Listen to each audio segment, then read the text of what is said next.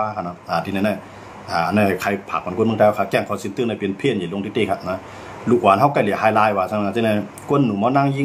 งยิงชาวนื้อที่นั่นนะมันจะหนักก้นจ้อยหมาที่นั่นก็อยู่ไฮว่าแน่มันเป็นยันไปแจ้งคอนเซนเตอร์ครับนะเขาสัมผู้ความไก่เหลี่ยว่า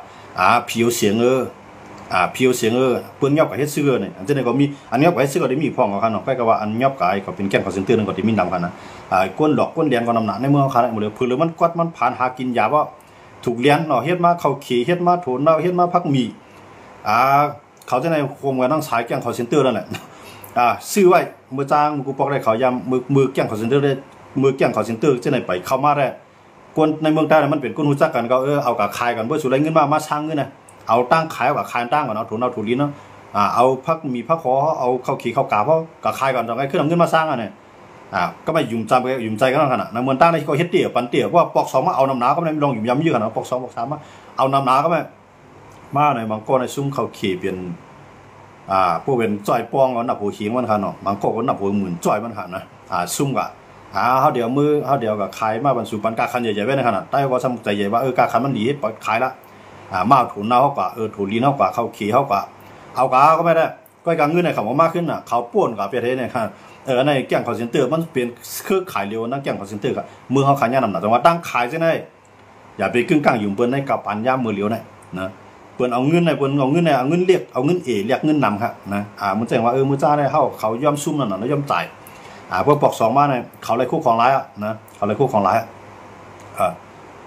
ยพี่น้องเขาว่าใจโคลายมือเพียวเขาเลยมันใจมือเพียวโคลายมือเพียวเนี่ยบางตึกกำเดียวนะใต้เราใต้กันได้ขึ้นตึกกันกำเดียวนะว่าได้ใต้ได้ตึกกันกำเดียวแต่ว่าโคลายกับใจเกี่ยวกับร้องแจ้งคอนเซนเตอร์เนี่ยนะผู้ต้องตอนได้เก็บเขียนในนาทีอะไรก็แล้วก็ไม่ในนาทีปีตู้เจียนเนี่ยมีไผ่บางอะไรเขาดูนะว่าทั้งการดีเนี่ยว่าทั้งปางเลี้ยงชัยเนี่ยว่าเขาเจ้าเนี่ย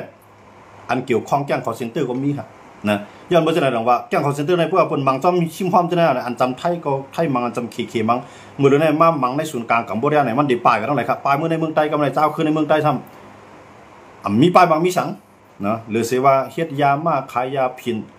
หรือเสียว่าตัดไม้ขายตอกหรือเสียว่าเก็บขวัญพวกมีควายโปขวัญให้ขวัญหน้าขวัญก้นอันก้นเมืองขวัญนกขวัญก้าเขามาหาอะไรก็ไล่เขาแต่ว่าพวกแจ้งคอนเซนเตอร์ว่าในแจ้งคอนเซนเตอร์ก็ปันเขาสู่เขาเลยปากเสียนลายเฮียงเสียนต่อเลื่อนสู่ดูแลผมรวมมันเท่าประมาณมากในก็สู่ไปเอาข่าวมาป่องมันยาวก็โตไปเนาะมือเขาไปมือเจี๊ยบเปียดตับซึกเจี๊ยบเปียดผมรู้ไม่ปันนะปีดุจิตเจ้าต้นหน้าผมรู้ไม่ปันนะเมืองตั้งได้ที่อะไรเนี่ยมันมาขนาดว่ามันมาคำตั้งได้สั่งมาคือพองหวานน้ำมันถูน้ำมันกาชุ่มน้ำเต้ชุ่มน้ำบาค่ะเขาคำตั้งเอาไซมิยมตั้งต่างเขาแหละนะเขาจะในกรณีเอาไปว่ะเนาะเนี่ยเอาไปออกว่าเนี่ยเพื่อว่าเขาไปเอาไหนก้นเมืองเผาผมกู้นอนเขาก้นเมืองเขาหมดกำไรเขาเมื่อดังอย่างไรดังเมืองหนิมก็ปอดดังปอดดังเกซีดังปอดเกซีปอดเมืองกึ่งจะไหนเนี่ยเขาเมื่อดังไหนก็ตั้งวันมงเนี่ยครับเนาะกำไรซึ่งมาในมือแทงเมื่อซึ่งมามือเขาก็ป้ายแทงนะก้นเมืองก็ไล่เหมือนถึงว่าเขาก็อยู่ดีได้แจ้งคอนเซนเตอร์ในเขาได้เฮ็ดชุ่มเม็ดช่องเขาใจเรียกสังขารสีนั่นขนาดเราเรียกเผือกนั่นขนาดเอาเฮ็ดคู่เขาตั้งสูงตั้งยาวในหมอก2 เมตรนะหมอกก้นการขึ้นไล่นั่นขนาดเนาะก็ในเพศหน้าในเขาก็ว่าเขาป้ายในคำตั้นโตครับก็ในก้นเมืองก็มามุ่งเพื่อนจับเก่ามามุ่งเถียงให้เถียงหน้าในก้นเมืองก็โจมมือเพื่อเขาป้ายนะอะไรกับเก็บไว้ซาเขามังโก้อะไรกับอะไรเป็นขับกับอะไรข้ามมังโก้กับอะไรเงินมังโก้กับอะไรน้ำมันในคำจะว่าน้ำมันใส่เตาไว้เขาใส่ไว้ในปุ้งตีป่าเนาะปุ้งตะหลำนั่นมังโก้กับไรมาเจนในก็บนไรมานำหนาขนาดอันไหนบอกว่าเขาได้เป็นก้นพิษวักเปิงลุงฟ้าในเมืองอะไรก่อนภาพเขาครับด้วยการในเมืองใต้ในสัมภาพเขาครับเรื่องมันจะในเขาในเมืองใต้ที่นะที่เขาในเมืองใต้เขาในเมืองยางเมืองอะไรเสื่อมว่าพวกมีซึกขมลมมันเขาเนี่ยเขาได้เข้านะก็ไม่ในนาทีซึกใต้เขาในพวกพังสติดีๆในซึกใต้ในที่เป็นคาขับใจแก่งคอนเซนเตอร์ครับวันนั้นนะยันมาแก่งคอนเซนเตอร์ในหลอกเงินในมันเงินเขาได้นำหนาล่านะเขามีเป็นหลายแสนล้านนะหลายแสนล้านหลายล้านเงินแต่ได้จ่ายในครับนะเครือข่ายเขาในอยู่ด้านกัมพาครับนะอยู่หลายเมืองเขาเพราะว่ามีเมืองหลายเมืองหนึ่งจุ่มหนึ่งขับเขาเงินนั่นแหละขึ้นหลายเต็มเที่ยวครับขำโกงเงินขำโกงเสียเงินย้อนเบิกเขาไล่เงินเขานั่นขำใจหือไล่ขย่อยอะไรมากฮะเขาเอาโทรศัพท์เขานั้นว่าหลอกก้อนนั่นไล่หลอกก้อนนั่นหลอกก้อนนั่นไล่หลอกก้อนนั่นหลอกตีฮะนะดูเราเงินบนในโทรศัพท์ใช่ไหมนะดูเราเงินบนใน ATM ใช่ไหมไผ่อะไรหมดค่ะเขาเนี่ยเขาเป็นเขาว่าสแกมเมอร์เขาเนาะเขาโมน่ะเขาเป็นก้นดิมิ่งหยานะก้นดิมิ่งหยา กำไรจุ่มอยู่กองกลางในเมืองเขานะครับหนูอะไรกินเงินได้ขนาดนะหนูอะไรมีลูกมีเมหนูอะไรเลี้ยงลูกเลี้ยงเมหนูอะไรมีรถมีก้าหนูอะไรมีเข็นมีเย่ก็ย่อมเอาลูกน้องตะเป้เจ้าเก่าในกว่าเฮ็ดค้าฮับใจแก่งเขาสินตื้อค้าหมดเลยนะอันนี้ก็คนเมืองเต้าหลีเลยฟังสติที่ดีครับนะในจุ่มจะเพียในเงียบกว่าก้นหนุ่มสารในพี่น้องเขาเตรียมมาเนี่ยสั่งตัดขายเครื่องในตัวก้นหนุ่มตับหมักใส่ซื้อไหนนะครับว่าจะเอาเครื่องในก้นเอาค่ะขายเนี่ยเขาจะพี่น้องเขาให้ว่าในขนาดอย่างว่าจะไหนมันเฮ็ดอะไรกูเมี่ยวค่ะแก่งขอสินเตือนมาในคำใจมีพระรามมีตะล่ามมีสังขารมีศาสนาใจเมี่ยวเงาเขาเตี้ยๆในเขาลูกเมืองเขมาครับเขาเป็นก้นไรเฮี้ยนไรซ้อนมีปิญญาลูกเมืองเขมาก็กับว่าพวกเขาได้หลอกเลียนในเมืองเขในตามตายไม่เร็วไงนะเขาอยู่ในเมืองเขหลอกเลียนในมันเฮ็ดไรแล้วยันเบอร์ลุงบองจึงเขในลุงบองจึงเขในปักเบืองมันแก้มน่ะก็ในพวกเขามาอยู่ในเมืองเขาในพวกเขาเลี้ยงไรจุ้มยิบกองกลางเสียจุ้มอะไรผมรวมไรใครกินใครนอนใครดีๆนะใครกล้าใครขาทั้งไรอยู่มูลนิธิสมมติว่ากว่าอยู่บ้านนั่นมีช่างเดียวว่าพวกว่าแก้งคอนเซนเตอร์กว่าอยู่นั่นมีว่าความว่ามีช่างเดียวนะยันบริษัทเขามีไว้คือขายของเขาหมดนะเขาตั้งกล้วยเขาแทงอ่ะยันบริษัทไหนแต่ว่าตั้งเมืองเขาขาได้เนี่ยมูลนิธิได้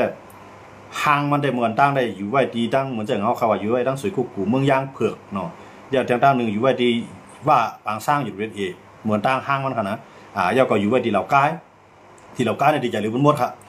กำไรว่าเสียดีนั้นง่ายจ้าเลี้ยวเนี่ยสวยกุ๊กได้มากกองไว้ดีนะกำไรนะว่าสวยกุ๊กในก่อนเลี้ยวเลยนะสวยกุ๊กในก่อนเลี้ยวกำไรขึ้นกว่าดีไรเนี่ยซานเขาในเมืองใต้ที่มือตั้งเมืองใหญ่เนี่ยที่มือปอดตั้งย่านเนี่ยที่มือปอดลาเซียวเนี่ยเมืองกึ่งเนี่ยไล่ขาเนี่ยเกซี่เนี่ยเมืองซูเนี่ยจะได้แก่งคอนเซนเตอร์เตี่ยข้างอะกำไรนะเพราะเตี่ยข้างกว่าเนี่ยก้นเขาตัดเหตุการณ์ไรนั่นเดี๋ยวมีซึกในหับผมรวมไม่บันครับก้นเมืองเนี่ยพวกเกี่ยวข้องในตึ้งเตี่ยมเลยเขาจำแล้วละนะอย่าเบื่อกูบอกคนมาคนเมืองเขาก็ถามว่าวันนอกหน้าปางในคำมาปล่อยข่าวหรอคำมาลัดในเพอวันนอกหน้าปางในเขาตื่นใจเลี้ยนะก็ปล่อยเขามาเฮ็ดก็ปล่อยมือเนี่ยมันจะมือเขาได้จ้ามือผีที่ไล่คามือเขามืออยู่ที่ตับซึกเจี๊ยถาเปียดไล่คาเนี่ยที่วันปางเนี่ยเขามือกัดเนี่ยเขามือทัวออกถ่วมจะกล้าเขาตั้มไปนอกกาได้เอามาคุกของเนี่ยพวกไปมีพักยืนนั่งเขียวเนี่ยต่างขึ้นก้าไม่เดียวก้าคันเนี่ยดูเอาเงินน่ะนะเอาหมดมีอย่างมีหมูก็ไห่หมูมีหมาก็ไห่มาได้เหมือนใจหมูเนื้อว่าปลาว่าเนี่ยเขาขับหมดครับนะกำไรแฮมตับซึกว่าดีไหมสูงจึงได้มาเฮ็ดโครงคาเนื้อวูแดงหาคาเนื้อหมูเนื้อวูแดงดีไล่คานั่นก็นะดีไหนก็มาเฮ็ดตัดเรื่องเกี่ยวกับคอนเซนเตอร์ค่ะนะนั่นเป็นมือเดียวมีเดี๋ยวหูเหมือนตั้งได้มีค่ะเนาะอันนี้ก็เอาการหล่อเรื่องที่ตับซึกเจ้าทับเปียดวันปางเนี่ยเหมือนตั้งค่ะเนาะก็การมือเดียวเจ้าทับเปียดนั่นเดียวเต็มเมียก็เขาลึกเรื่องนั้นแทงกว่าอยู่ในรอยครับมือเดียวนั่นนะอยู่ในรอยครับยังไม่ใช่อะไรอันนั้นแหละควรเมืองไทยเขาที่ได้ฟังสติติลูกหลานเขาก่อเฮ็ดหน้าไหนก่อเฮ็ดส่วนนี้ปอกไม้เนี่ยยาแก่งเขาสินตื่นหรอกครับพวกนั่งยิ่งในเขาเดียวก้นใจหรอกครับไอ้น้องใครไรไอโฟนเนี่ยไอ้น้องใครไรไอโฟน14ไอโฟน15มึงว่ากาคันเรียกกาคันโป้ได้สนใจไม่ในมือจ้าในเขาเดียวไปกึ่งกลางดอกไอ้จันกว่าก็เดียวฮะเขาได้หยอกเขากับลอยๆกันเอาเงินในปันใครไรกล้าก็10 วันพูดอะไรตัวก็นั่นกว่าเนี่ยแต่ก็ไอ้น้องที่ก่อกรรมนั่นก็ไอ้ใจก่อกว่านั่นเนี่ยเด็กขึ้นมาคุยใจโกงกว่าแทงฮะอันนี้เป็นล็อกไล่แก่งเขาเซ็นเตอร์เขาที่ในรายการดีมาแล้วเมื่อได้มือก็ได้จ้ามามีช้างหมดเลยเขาใจไอโฟนหมดเลยเขาใจลวดแคบมองเลยนะเขาก็ดินนี้ตั้งห่างดีเขานี้ตั้งมักมีเขากำไรใจโกก็เขาก็ได้กว่าจ้ำซื้อลาดเอาเลยก็ที่ไรมาที่ไรกว่ากำไรนะมันก็ผมมีหูกระถางว่ามาเมืองไทยป่องฮะ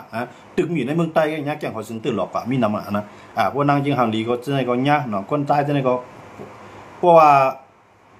ผู้มือสายวันนอกเนี่ยมีแต่ก่อขักก่ออยู่ทั้งวันนอกนะอยู่ทั้งเมืองขุนอยู่ทั้งเมืองขุนนะก็ในเขาในอะไรเฮ็ดกวนกับไปย่ามเหมือนแกงหอสินตื้อนะครับเนาะไปย่ามแกงหอสินตื้อแกงหอสินปัวกวนเขาหลอดในเขาสำดีมาโปะกวนไปย่ามมาก็นะเขาได้มาโปะยามกวนไปย่ามก็ในกวนไปย่ามก็หนังคือมันเตรียมหลอดเขาก็ยิบกองข้างผายมันค่ะนะเพราะว่าเลียนออกมาเนี่ยเขาหลุดละเยื่อนะเพราะคำยื้อก็ก้นหลวงแก่งเขาสิตื้อนั่นเดี๋ยวมันตามเขาอะไก่ยักษ์ควานให้ไหนเขาอะนะบางก้อนในก้นใจหนุ่มมันจะในเบิ่มแคสอยู่ค่ะย้อนเบิ่เขากูสับของอันมากข้านกับป้ายในเป็นซึกปฏิไม่สูงจึงได้ขนาดนะอันข้านกับป้ายแก่งเขาสิตื้อเนี่ยนะตั้งเมืองกึ่งเนี่ยเนาะเมืองขุนเขาเนาะวันเนาะซึกปฏิไม่สูงจึงได้ในข้านก้นวันกับป้ายวันบางก็ข้านต่างวันมาป้ายวัน ป้ายนั่นจะว่าป้ายจังติป้ายลายทาบในป้ายตั้งมานั่นน่ะประมาณมาลาเท่าน่ะกวนวันก็พอวันในมาวันในก็ขึ้นกับปองขาววันปุ้นเอาขึ้นกับปองขาววันให้ในพี่ในประเทศน่ะหืนมันอันเขากูได้เขาโกมันไงนะพวกเป็นก้นเมืองในก้นเมืองเนี่ยมันจังเขาจำเอาค่ะนะพวกก้นเมืองเขาจำได้มีดูลองตั้งสิ่งหือชูมาเขาได้ยับถามถึงบันก้นเมืองเขาจำคำหมดเดียวเหมือนตั้งในเขาบันก้นเมืองเขาจำเป็นก้นเมืองในผู้เยาวกับก้นเมืองในปล่อยข่าวนะว่าหลังมาในผมใจกวนอันจำใจแก้งขอสินตื้อนั่นคำบันหูดีอยู่นะหูดีอยู่ก็บันเข้าจำอ่ะหมดเลยนะย้อนไปจังเลยนะว่าอันเจนอะไรเนี่ยแก้งขอสินตื้อได้เปลี่ยนเพอันใหญ่ลงที่เดียวนะลูกหลานเขาสั่งหายหลายกว่าเงินในท้องเขาสั่งหายหลายกว่านะเที่ยงวันหนึ่งมือนามาลวดก้าเขาก็ดีหายหลายบุกูบอกได้เขาไว้จากเห็นหน้าจอมเถื่อนจอมเคลื่อนไว้จอมหายจอมหน้าจอมเถียงหน้ากูผมหายหมดเลยในไหวแต่ด่านผมมีคนไปหายเรียบเลยนะจากไถหน้าก็เอาต่างก้ากับขายไปแล้วนะวูกควายกูบอกนะเขาปล่อยนอนลอยควายถึงงานเลยนะไหวหลังมาในควายถึงงานนี่ก็ปล่อยนอนลอยเหมือนไรนะควายพวกตัวใหญ่เนี่ยพวกมันตัวใหญ่พวกหมอกลำคลองคือนะหายหลายกับจอมแก่งเขาเซ็นเตอร์เขาได้ยังมั้งมันเปลี่ยนก้นเมืองเนี่ยกับก้นเมืองหนังกันก้นวันเดียวเนี่ยมันก็นะเอากับคายวันแก้งคอเซนเตอร์เขาเฮ็ดนื่นอ่ะมันก็เอาก้าคายส่งกับป้อมแป้มกันไปกับคายออกต่างวันต่างเมืองไว้ที่ไหนมูลในวุ้ควายอันตัวใหญ่ตัวหลงใครปั่นนอนเถื่อนฮะเมืองเขาค่ะนะมันเป็นพี่มอกันนั่นฮะแก้งคอเซนเตอร์มาในขณะนะพี่น้องเขาเล่าว่าปีดุจิตตั้งเขาก็สร้างกันไป1 เรือน8 เซนค่ะนำหนักพี่น้องเขาได้เราปีดุจิตตั้งไรครับนะรัดปลาปั่นจุ่มมันนิดนึงครับเนาะปีดุจิตนำมาเขาลงในเมืองใต้เขาเนี่ยผมรัดจุ่มเขาขำหูแล้วนะปีดุจิตได้ไม่ใครว่ามีกูจีเวียนเขาในเมืองใต้เขาเนี่ยเนาะแต่ว่าเส้นได้เขาคาใครฟังบันก้นเมืองเขาคาเนาะอันว่าอย่าปีรัดขาวนอกเมืองอันที่คาราดนอกเมืองมาแจกนึงในเมืองเขาจะมาย้อนเบอร์คาราดว่าดีกัมโบเดียในฮิริโกตึงเตียพวกมันตึงข้าสาไปแก้งขอเซ็นเตอร์เนี่ย1 ก้าวดีใต้เดส่งแห้งซึ่งมาหมั่งมัน2 ไทยในก็เขาเลี้ยงไว้เป้าหมายมันเขาเยื่องไว้เป้าหมายมันสั่งว่าอุปกันไรเพราะว่าเปลี่ยนปังตึกกันขึ้นกำไรใน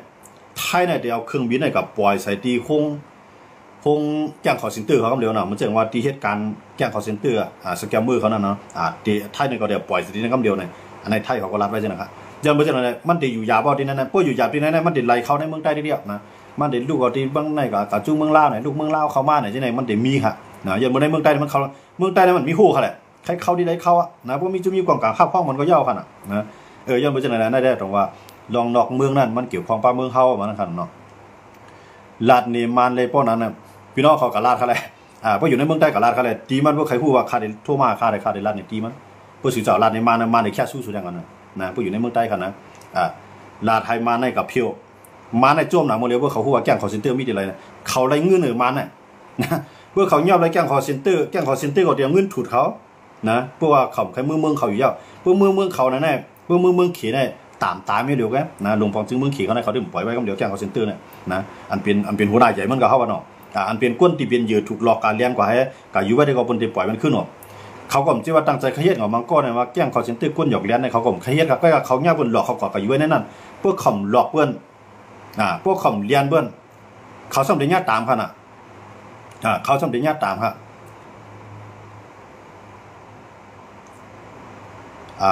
มันเอากูเมียวยาวนอนในขนาดครับเพราะว่าข่มหลอกเลี้ยงเพื่อนในเขาสมเด็จญาติตาม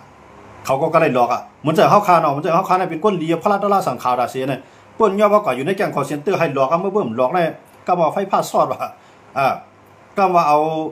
อาไม้เนี่ยมันมีผลเนี่ยมือนะเอาคว้านในทุบผลเนี่ยตีนไว้ให้เนี่ยพวกเฮ็ดจังเขารู้พวกเจ้านั้นเขาก็ต้องหักดูเขาเป็นตามจังนั้นยังบ่จังนั้นว่าอันที่ไหนเขาย่านำหน้านะเอาจึกเนี่ยหายมันเขาเป็นแฮกเป็นห้อย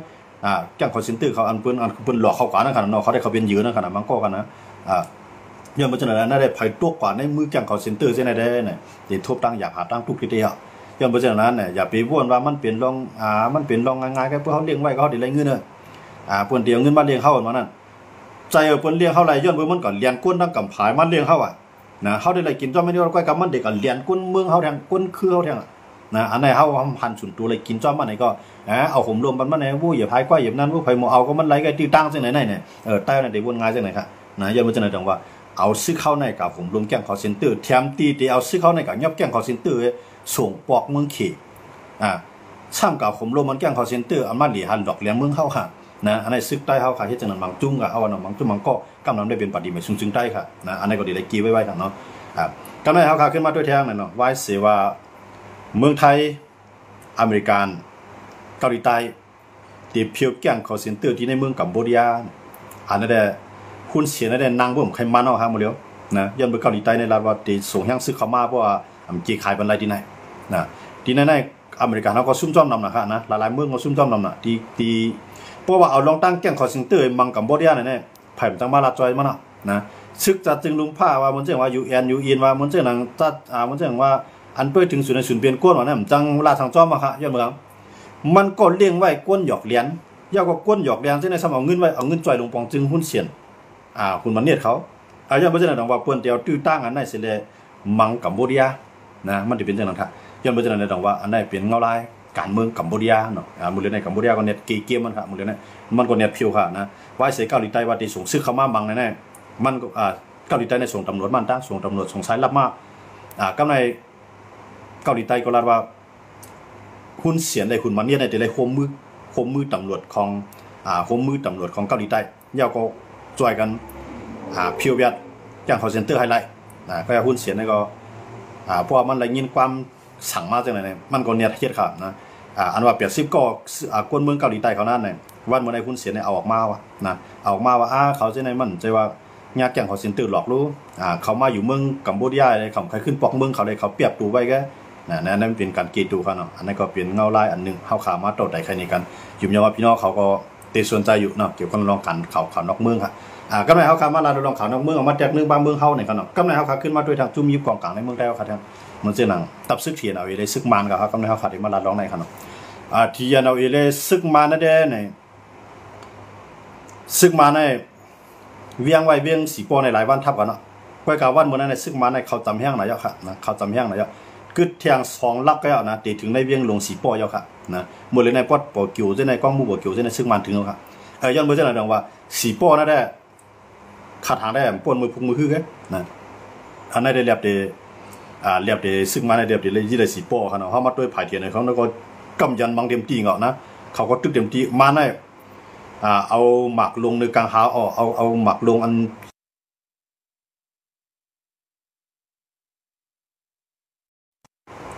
ซึกมาในเอาหมักลูกในกลางหาปล่อยลงมาใน30 ลูกก็เดียวกันนะ30 ลูกปล่อยในสีปอในกันนะเมื่อไหร่กันเนาะปล่อยในสีปอเนี่ยมือ6 คำนี่ก็ยังตึกว่า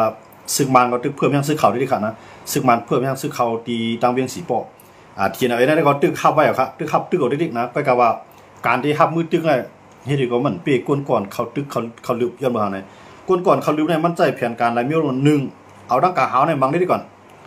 ก็ในเวอร์เครื่องบินดังกะหาวมังเอาในเอาด้วนในเข้าแทงกำเนิดเอาก้นในเข้าแทงมือในมาในมันเอาเครื่องบินในมังได้ก่อนเอาเครื่องบินในมังเอาเนี่ยเอาก้นในหีบเข้าฮะในมือในเวียงไว้กูผายครับนะตอนมันมีตั้งออกมันก็นะตั้งแต่ได้ฮักษาอะไรเวียงสีโป้ในตอนตัดตับซึกทีเอาไว้ในเปลี่ยนระยะค่ะนะเปลี่ยนระยะมันได้เลยถอยกับกำเวียงครับก็ในเพราะว่ามันถอยดีสีโป้ในยาวเนี่ยทีเราเนี่ยเด็กกับญาติดีเลยทางไหนเมืองมิดครับนะเมืองมิดในก็เด่นรอดนะเมืองมิดเมืองกุดนำตูเจอในเพราะอะไรสีโป้มือในไรจ้องมีไรน้องเขียวกันเนาะไรสีโป้ไรจ้องมีบนทาง2-3 บ้านในก็ทาง2-3 บ้านในเด็กไรสีโป้นะเพราะไรสีโป้มากก็เด็กกับบางเมืองมิดบางที่เมืองมิดมาในมันเด็กบางรายตั้งครับนั่นก็กับมังดั้งน้ำสันเนี่ยนั่นก็มังดั้งน้ำตูเนี่ยนั่นก็มังดั้งกดคายเนี่ยนั่นก็มังดั้งเมืองมิดเนี่ยมันเด็กมังให้ไหนอย่างคือซึกเถียนอะไรในพวกเด็กจังส่งย่างซึกเข้ามาจอยกันนะย้อนเบอร์หมดเลยในเถียนในมันมีตัวจอยมีตัวจอยเขากลางกับพัดจอยนะวันให้กับพัดจอยกำไรเหมือนจะหนังว่ากับพัดจอยนะว่าในหรือเสียมพัดจอยว่าในหมดเลยในคุ้มมื่นดังซึกมันตีจอยแกดเคต้วยถึงวันลองปังเลือกตั้งอันในไผ่ว่าอยู่ด้วยเขามาลาดวันเมื่อไหร่ครับเนาะไผ่ตับซึกว่าอยู่ด้วยเขาลาดว่าตีจุกอยู่ไผ่ลงปองจึงซึกมันสิเลยจอยต้วยถึงวันลองการเลือกตั้งให้มีลองเลือกตั้งเลยรอดแล้วโดยมีก้นต่างจุมายะว่าอยู่เรื่อยเดี๋ยวแค่ซึ่งในจอยผมรวมนะครับอันนี้มันเปลี่ยนปางกลุ่มที่เนปิโตครับเนาะเปลี่ยนปางกลุ่มอันกึดตึกลงลายมือกึดตึก NCA ครบมา10 ปีเตรียมวันเมื่อไหร่ครับเนาะวันที่15นะครับนะวันที่15เดือนธันวาคมเนี่ยมันขอบเตรียม10 ปีอันไรลงลายมือกันมากครับนะกำไรในของเซลล์ขึ้นจึงได้ในก็ปล่อยเจ้าจ่ายเงินในกว่าครับเนาะเจ้าซื้อของจ่ายเงินในกว่ากำไรผายดังว่าอยู่ดีๆเขาจะได้ผมจะจุ่มมันลงไล่มือเสียก็กว่าซึกมันในพินบอกมา ก็ในเหมือนเจ้าหนังย่างเผือกเขาจะในก็เข้ากับป้าค่ะเนาะเหมือนเจ้าหนังหมูโดซิโพเนาะก็กว่าอันเปลี่ยนตับซึกเขียนอยู่เขาได้รับว่าหมูโดซิโพในมันกว่าก็มันเปลี่ยนอันเหลืองแล้วห่อมไรมักมันเนาะลองเปลี่ยนผู้นำก็มันเมี้ยอันนับประวัติในตับซึกเขียนอยู่ KNLA ในก็มันเมี้ยหมูโดซิโพนั่นนะครับก็กมันก็ซ้ำกว่าอยู่ครับเนาะแล้วก็ตั้งคุณโอกาเขาจะในก็กว่าค่ะเนาะทั้งหมดในมันจะมี10 จุ่มในขนาดต้องได้10,000สีค่ะเนาะก็ว่ากว่ากูจุ่มอยู่ค่ะเนาะของเซลล์ขึ้นซึ่งได้ส่งโดดแต้มกว่าอยู่กำไรเหมือนเจ้าหนังนอกเมืองหลายเมืองก็ซึ่งมันผิดบอกเขามาอันปัญหาซึ่งมันเอาเขามาผมจ้อมอยู่ก็ได้เหมือนเจ้าหนังอยู่ดีอันลำลองได้มันเป็น UWA ครับเนาะอันลำลองได้เป็น UWA ยันเบืองใน UWA ในมันได้หับปากซึ่งมันว่าตีเอาแห้งซึ่งมันในจอยผมรวมบันลองปังเลือกตั้งยาวก็ตีส่งโดดแต้มในเข้าเลือกตั้งอันไหนบอกว่าUWA จึงมากก็ถึงหันรีจอมซึ่งมันอันนั้นมันเปลี่ยนนอกไล่เรียนการเมืองกันเนาะเพราะว่ามันเฮ็ดนั้นซึ่งมันก็ได้หาตั้งพิษว่าตีใจให้ว่าในถอยออกนะเมื่อเจ้าหนังอันกาทั่วยังซื้ออยู่ตั้งเกซีทั่วยังซื้ออยู่ตั้งเมืองกึ่งทั่วยังซื้ออยู่ตั้งไรคามาดังหัวปวงมาดังเกี่ยวกูมาดังอ่างตองมาดังหลกจอกซึ่งว่าในมาจอดมั่วเราลุ่มเลยนะก็ในหนังคือซึกว่าได้10อยู่อะไรเจ้าในเสร็จเอาคู่ของไตลิ้นในซึกว่าด้วยมันอะไรคู่ของไตลิ้นเนาะมันเช่นว่าแก้ดแบบเล่ทัดมันเช่นว่าเล่เอื้อในพลอยเนี่ยนะพวกพื้นที่ก็ได้มีค่ำในฐานหินเนี่ยอยู่ด้วยในมันจะเป็นตัวจอบสอบคนไหนหมดเลยในเพียงซึ่งในเพียงในกูเดียวครับเพราะว่ามันยอมเฮ็ดจอมซึ่งมาในตั้งมันก็ได้โคมกันในเฮ็ดปลายบางมีในเมืองใต้กว่าแต่ว่าอยู่ด้วยเนี่ยมันเปลี่ยนลอกลายปริยการเมืองของมันถามว่ามันหักมันหักมันเนี่ยตั้ง2ก้อนเนี่ยไผของหักไผก้อยกับว่าหักอาณาตัวเก่าหนังคืออาณาว่าเดี๋ยวมันกึ้มก็ได้ปึงอีซึ่งมันพวกปึงอีซึ่งมันขี่ก็เตรียมเรียกว่าก็ได้พวกขี่เอาพวกว่าอยู่ด้วยในมาจุกอยู่ไผเจ้าคือนั่นก็อยู่ไผก้ก้าเนี่ยอยู่ไผเทียนเอาเองเขาเนี่ยอยู่ไผทางที่ได้ผีเขาเนี่ยขี่สำเร็จเรียกว่าครับย่อมเป็นอะไรนะคือขี่เนี่ยเตรียมเรียกว่าก็เฮ็ดดีต่อมันก็เฮ็ดดีต่อว่าที่ไหนเสด็จตากาขายบ้านเมืองนะแต่ว่าอยู่ด้วยก็รัดว่าพวกเปลี่ยนปังเลือกตั้งมาในซึกว่าอยู่ด้วยเดี๋ยวจอยทั้งซึกในผมรวมอยากก็เดี๋ยวให้มันมีลองเลือกตั้งในรถแล้วอันที่ว่ากุ้งกำกุดีๆมันจะหนังเมืองกึ่งเนี่ยไล่คาเนี่ยปางลงใช่ไหมเนาะมันมีซึกว่าถึงมากูเดียวครับซึกว่าเลยซึกว่าดีมันสูงได้เนี่ยเดี๋ยวได้เขาก็เดี๋ยวจอยเอาผมรวมลองปังเลือกตั้งใช่ไหมเนาะเห็นมันจะในเรื่องว่าลงลายมือNCAนั่นได้มันว่าคือลาในตีมันก็มันจะนั่งอาจจะได้สงควรว่าก็กลับไปถอมมีหนองแหลงลาเขาเองก็กูว่าเนี่ยมีหนองแหลงกับลาเขาเองก็เพราะคือมีหนองแหลงแล้วว่าอันใครไล่เสเลเตเอากองกลางเสต่อสู้ตึกต่อย้อนเอานั้นอันเป็นไรเนี่ยว่าอันเขาเดจอยไล่เขาเดจอยอันเขาเฮ็ดอะไรเขาเดเฮ็ดก้อยกะเตอำไรใจลอกไล่เอากองกลางเสตุกย้อนเนี่ยว่ามีหนองแหลงว่างเขาซึกเจ้าคือจะไหนอย่าเปียวลอกไล่กองกลางเสตึกย้อนใครเฮ็ดจ้อมหนังซึกมันใครเปลี่ยนสิเลยซึกมันก็ได้จังว่วนปันพองอยู่ตีค่ายอาณาปันพองอยู่ซึ่งว่าไม่หนองแล้วมาลาเนี่ยเหมือนว่าเขากับถอมมิ่งไม่หนองแล้วขนาดที่นะคำเจ้ากับอุปถัมภ์คำเจ้าสั้นขั้นอะไรนะกูจุ้มมันกว่าเนาะจุ้มลงไล่มือ40จุ้มเนี่ยจุ้มอันน้ำลงเหมือนเจ้าหนังเก้าก้างเขาเนี่ยเหมือนเจ้าหนังเมืองลาเขาเนี่ยเหมือนเจ้าหนังวานให้เขาเนี่ยเหมือนเจ้าหนังปางสร้างเขาเนี่ยเขาจะนำลงเหมือนเจ้าหนังทีไหนเขาได้คำลงเขาก็ตึกว่าครับเนาะอยากไข่เขาจะได้คำลงก็เขาก็ตึกเยอะนะก็การโมเดลได้อันตึกมันได้เนี่ยไต้เหลียงก็ทำอะไรตึกขังก็ในเหมือนจะหนังพีดีเอฟจะในก็ซ้ำกับตึกไต้เหลียงตั้งแต่กับตึกมาเขาจะในก็ตึกโดดดันกับตึกมันก็เลยตึกของเองก็ใกล้กับมันเหมือนเงี้ยไต้เหลียงในเมืองขังแต่ว่าขังในก็พร้อมแต่ได้ใครตึกเต็มที่อยู่ก้อยกามีเฮียงพร้อมห่มต่างจุ่มเต็มมาจ่อยนะมือในเป้าหมายของสูงสุดในมาในอ่านเอาเมืองใต้ในไฮไลท์ก่อนนะอ่านเอาในเมืองใต้ในกำมือถีไหนเขากุ้มกำนั้นอ่านเอาไฮไลท์เสื้อไหนก่อนจ่องไปเพิ่มแห้งซึกกว่าแท้มือได้มาได้มันเดี๋ยวอันบีบเทียนอะไรเนี่ยให้เทียนอะไรเนี่ยยอมเฮ็ดจอมขอทุกลงไงนะมันเป้าหมายของซึกมันได้มันก็ยำรัดว่าเทียนเอาเนี่ยเพราะว่าขึ้นถอยเมื่ออยู่วันตรงอะไรน้ำสันเนี่ยตึกกันก็ไรอ่ะมันยำรัดเขาในขนาดซึ่งมันเขายำรัดเขาในบอกว่าอันมันยำมักมันปันในปักเปิงลักเมือง2 เปลี่ยนเนี่ยมันมี2 ตีขนาดนะน้ำสันในวันตรงไง2 ตีนะไงน้ำข้ามว่าจะไหนเดี๋ยวได้ถอยหมดอ่ะมันจะหนังกดคายว่าแซนวีว่าน้ำตูว่าสีป้อเจ้าเมฆเขาก็ถอยเอาเนาะคือสีป้อในก็แทงวัน2 วันเดี๋ยวเลยหันขาวซึ่งมาได้ชิมแล้วก็ในเมืองมีดว่าเมืองกูดว่าจะไหนให้ถอยว่าเนี่ยมาได้มันให้จังไหนจึงอะไรเพราะว่าให้มันว่าให้ลืมเปียเทียนไอ้ร่วมแบบนั้นในมันเต็มไปเส้นด้านเนี่ยยอดเบอร์3เนี่ยเพราะว่าเทียนในร่วมกว่าในจุ่มอยู่กองกลางเนี่ยมันตีลงมาเพราะว่าจุ่มอยู่กองกลางมันลงมาเนี่ยจุ่มเจือนแห้งใหญ่ว่าอยู่เช่นนั้นนาตีมันเด็กกว้างมากยอดเบอร์มีซึกเทียนไอ้กุ้งกลางอ่ะซึกแย่ผีก็ได้เขาเก็บซึกอาจจะได้ นั่นก็ซึกขังเดี๋ยวขึ้นควักนาทีมาย้อนมาจากอะไรหนังฮือเดี๋ยวให้มีซึกเทียนอะไรเสร็จเลยไปแค่นาทีนั่นในซึกมันที่ปล่อยไว้ครับก้อยกะปล่อยให้มันใหญ่ครับปล่อยมันใจว่าบนท้องคุ้มกำเนิดมันนั่นน่ะเนาะปันให้มันใหญ่นะปันให้มันใหญ่แต่ว่ามาได้ย้อนเอาได้ย้อนอุกันเมืองต่อที่ไหนก็มูลได้ที่ไหนก็มันตึกยุงยามว่ามันติดต่อสู้ไรมันไปถอยนะมันไปย่อมถอยกำสิ่งมันกูซุ่มหน้าตานั่นน่ะเนาะกูซุ่มสีหน้าตาก็เตมันได้เจอก็ตื้นไหลถอยนะที่ไหนตื้นไหลถอยก้อยกับมันได้ถอยกำเวียงที่ไหน